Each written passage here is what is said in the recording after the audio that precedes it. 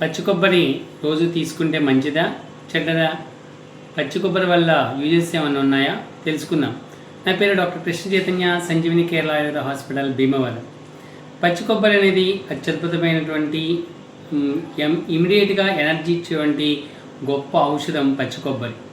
దీనిలో 100 grams కొబ్బరిలో 354 calories of strength అనేది వస్తుంది. దీనిలో ఉన్నటువంటి న్యాచురల్ ఫ్యాట్స్ ఏవైతే ఉన్నాయో మన బాడీకి మంచిగా ఉపయోగపడతాయి. దీనివల్ల స్కిన్ యొక్క గ్లోయింగ్ పెరుగుతుంది, హెయిర్ గ్రోత్ బాగా ఉంటుంది.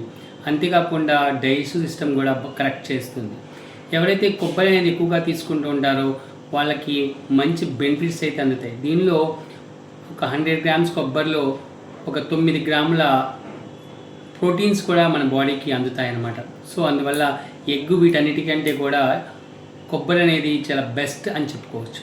ఎస్పెషల్లీ థైరాయిడ్ పీపుల్లో దీనిలో లిపోలిపిక్ యాసిడ్ అనేది ఉండటం వలన వాళ్ళలో వచ్చినటువంటి ప్రాబ్లమ్స్ ఏవైతే ఉన్నాయో అవి తగ్గుతాయి.